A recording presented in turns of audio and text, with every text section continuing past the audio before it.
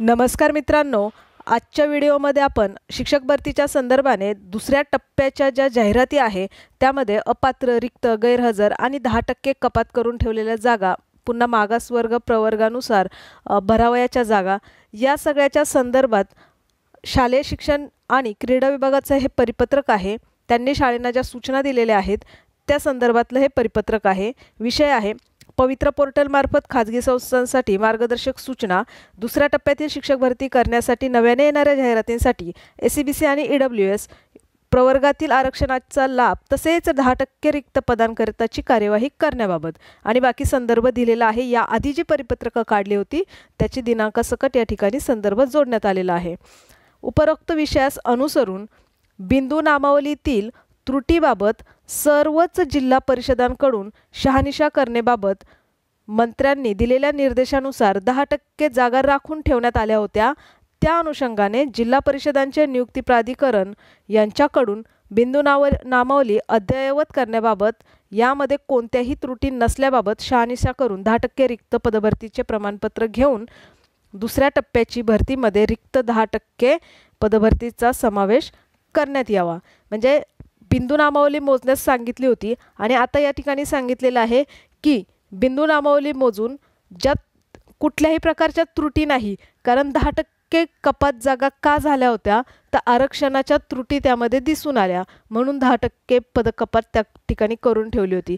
मग आता हे असं परिपत्रक घ्यायचं की यामध्ये कुठल्याही त्रुटी नसणार, याची शहानिशा करून ते परिपत्रक घ्यायचं आणि बिंदू नामावली मोजायची। म्हणजे बिंदू नामावली मोजून कुठल्याही त्रुटी नाही याची शहानिशा करायची आणि यासाठी 10% पदभरतीच्या बाकीच्या प्रोसिजरला पुढे सुरुवात करायची आहे। त्यानंतर दुसरा मुद्दा दिलेला आहे तो एक झाला 10% कपात करून ठेवलेल्या जागांसंदर्भात। दुसरा आहे भरती प्रक्रियेमधील अपात्र, गैरहजर, रुजू न झालेले उमेदवार। म्हणजे आता हे कोणते उमेदवार आहेत जे की विदाऊट इंटरव्ह्यूमधनं ज्या विद्यार्थ्यांचं सिलेक्शन झालं होतं परंतु ते इंटरव्ह्यूला गेले नाही किंवा ज्यांचं इंटरव्ह्यूमध्ये सिलेक्शन झालेलं आहे आणि त्यांनी जॉईनिंग केलेलं नाही, या सगळ्यामुळे तर ती एक जागा रिक्त राहिलेली आहे। मग ह्या सगळ्या अशा कारण काहीही असेल किंवा एखाद्या विद्यार्थ्याने चुकीची माहिती दिली होती आणि तो विद्यार्थी सिलेक्ट झाला, पण सिलेक्ट झाल्यानंतर डॉक्युमेंट्स व्हेरिफिकेशनमध्ये दिलेली माहिती खोटी आहे असं आढळून आल्यानंतर ती जागा रिक्त राहते आणि तो विद्यार्थी अपात्र होतो। म्हणजेच अपात्र आणि गैरहजर म्हणजे न गेलेला, रुजू न झालेला, ह्या अशा ज्या जागा आहेत त्या उमेदवारांमुळे रिक्त राहिलेल्या पदे तसेच उर्वरित उमेदवारांमधून गुणवत्तेनुसार भरणे हा भरती प्रक्रियेतील एक भाग आहे। म्हणजे बाकीच्या आता पोर्टलला जेवढे विद्यार्थी आहेत त्यांच्यातून ज्यांना चांगला स्कोर आहे त्यामधून भरणं हा भरती प्रक्रियेचा एक भाग असल्यामुळे सर्व भरती प्रक्रियेमध्ये अपात्र, गैरहजर, रुजू न झालेले उमेदवार, रिक्त राहिलेली पदे उर्वरित उमेदवारांमधून गुणवत्तेनुसार भरण्यात याव्यात। तसेच शासन निर्णय 10/11/2022 अन्वये शिक्षक अभियोग्यता बुद्धिमत्ता मापन चाचणीनंतर भरतीसाठी आवश्यकतेनुसार 3 महिन्यातून एकदा व्यवस्थापनाकडून पोर्टलवर जाहिराती घेण्यात येतील अशी तरतूद करण्यात आलेली आहे, परंतु असं झालेलं नाही। यानुसार आपण प्रस्तावित केल्यानुसार खाजगी शैक्षणिक संस्थांना जाहिरात देण्याची सुविधा देण्याबाबत आवश्यक ती कार्यवाही करण्यास सांगितलेली आहे। तिसरा मुद्दा आहे की महाराष्ट्र राज्यातील सामाजिक शैक्षणिक मागास प्रवर्गातील अधिनियम 2024 26/2/2024 पासून लागू करण्यात आलेला आहे।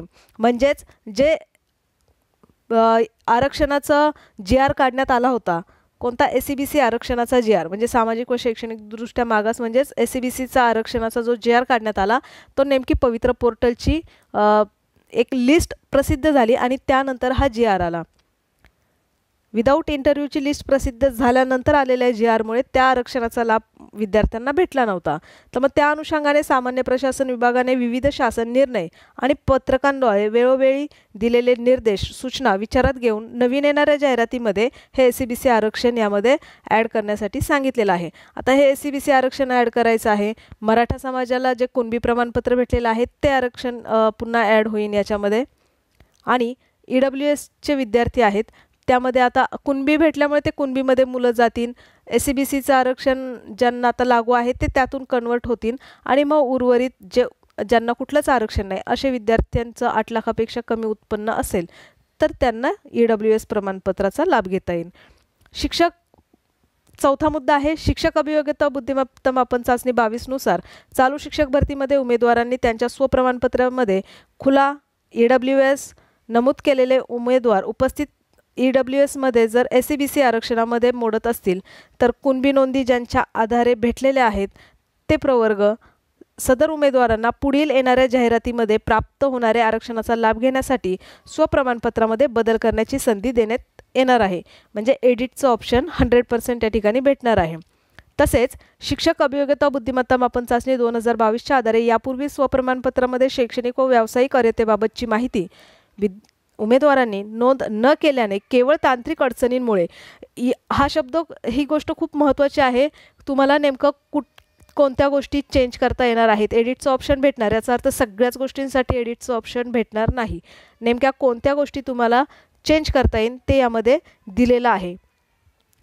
यांची अर्हता प्राप्त करूनही म्हणजे तुमच्याकडे अर्हता आहे पण तुम्हाला ती समजली नाही की आपल्याला हे डॉक्युमेंट्स या ठिकाणी डेटमध्ये म्हणजे आपण ह्या गोष्टीमध्ये बसत आहे जी 12/2/2023 पूर्वीची अर्हता आहे परंतु तुम्ही ती जसं फॉर एक्झाम्पल EWSचं प्रमाणपत्र होतं.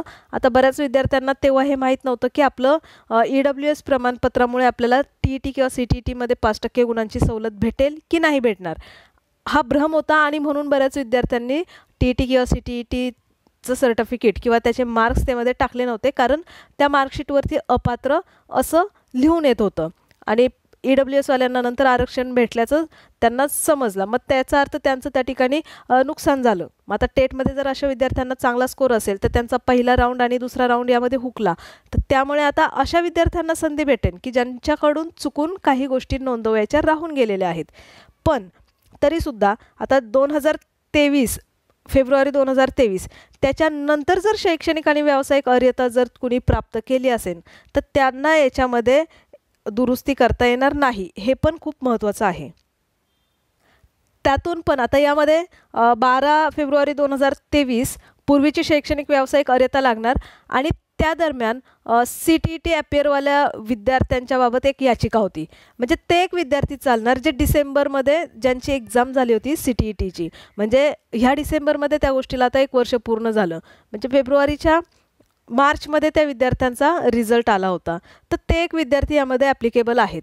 बाकी सगळे फेब्रुवारी 2023 पूर्वीचे डॉक्युमेंट्स पाहिजे पण CTETचं ते एक डॉक्युमेंट्स चालेल जर जे विद्यार्थी पास असतील ते कारण ते डिसेंबर 2022 मध्ये त्या विद्यार्थ्यांना संधी दिली होती महाराष्ट्र राज्य परीक्षा परिषदेने. त्याच्यावरती भले केस आहे त्याचा फायनल निकाल लागला नाही परंतु फायनल निकाल पण त्याच्यामध्ये मुलांना काहीच प्रॉब्लेम येणार नाही कारण खूप दिवस झालेत आता ह्या गोष्टीला त्यामुळे त्यांना देखील काही नुकसान नाही किंवा प्रॉब्लेम नाही. त्यामुळे पात्र अपात्र रिक्त जागा आणि 10% कपात करून ठेवलेल्या जागा या गोष्टी आणि शैक्षणिक आणि व्यावसायिक डॉक्युमेंट्समध्ये एडिटचं ऑप्शन तर भेटणार आहे परंतु फेब्रुवारी 2023 पूर्वीचे जे डॉक्युमेंट्स आहे परंतु काही कारणास्तव विद्यार्थ्यांनी ते त्यामध्ये ॲड केले नव्हते त्या विद्यार्थ्यांना संधी भेटणार आहे. आणि फेब्रुवारी 2023च्या नंतर मग त्यामध्ये SCBC आणि EWS प्रमाणपत्र जे SCBC EWS आणि कुणबी प्रमाणपत्राच्या नोंदींमुळे लागलेलं आरक्षण आता ह्या गोष्टी त्यामध्ये ॲड करता येऊ शकतात.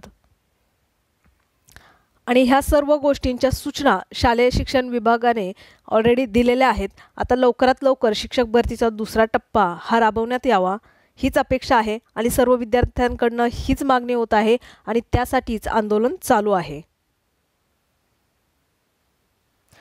अशाच महत्त्वपूर्ण माहितीसोबत आजचा व्हिडिओ या ठिकाणी थांबवूयात.